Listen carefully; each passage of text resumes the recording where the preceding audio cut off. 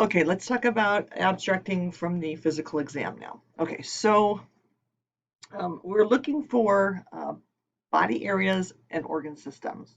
And these are the bullets that we're looking for body areas.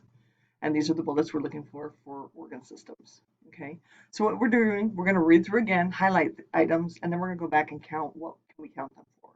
So usually the exam will start off with measurements or what the nurse does at intake. She'll take the blood pressure, temperature, pulse, sometimes respiratory rate, sometimes the weight and height, sometimes BMI, those types of things. Well, in order to count for constitution right here, see it says vitals or general appearance, we need three measurements of something. It can be blood pressure, temperature, and pulse. It can be blood pressure, weight, and height. But we need to have three measurements to count that box for constitution, which we have. We have the blood pressure, the temperature, the pulse, and respiratory rate. So we're going to go ahead and check that box under organ systems. If there was a statement that said it's a 35-year-old female and no stress, we could count that because it gives the general appearance of the patient. Okay, so we could count that for that also. Next, we have HEENT, which is head, ears, eyes, nose, throat. It says within normal limits, so we can count ears, nose, and throat, and eyes.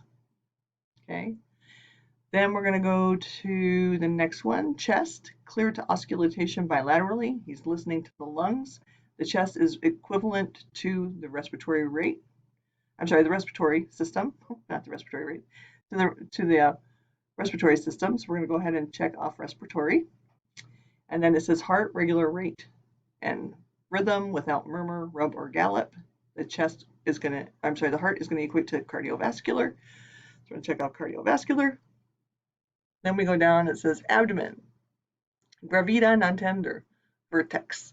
So he's just visually observing the abdomen. So we're going to go up to the body area for abdomen here. And that says extremities. This gets a little tricky. We have to know for sure exactly how many extremities the physician viewed.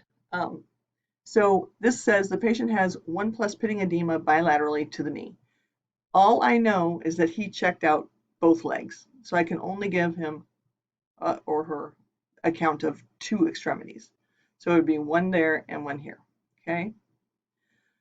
Then it says on cervical examination, the patient has a 1 to 2 inch long -1 station. So he's doing a GU exam on this patient because she's pregnant and having some situation that's going on. So we go ahead and we count that female exam for GU under organ systems. Let's see right there. Okay. So we count these up. We had abdomen and 2 extremities. So we would have 3. That would be 3 bullets we could count. So we'd put a little dot in that section. And then we go down here and we'd say we have constitution, heart, chest, and GU, right? Oh, and eyes. So we would get 6 bullets in this one. So we would go over here and determine, is it 2 to 7 with no detail or 2 to 7 with detail of a body or organ system. The fact that there's more information down here about the fetal heart tones and no contractions on the monitor, we're going to give them detail for that because there's more detail than just a kind of a short statement about what's going on. So I would put a check mark in this 2 to 7 with detail for the organ system. Now the rule for determining the level of exam is draw a line down the column with the circle furthest to the right.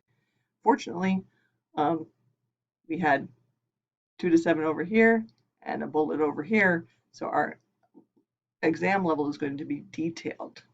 Okay, I'm going to move on to the medical decision making next, and then we'll tie it all together at the end.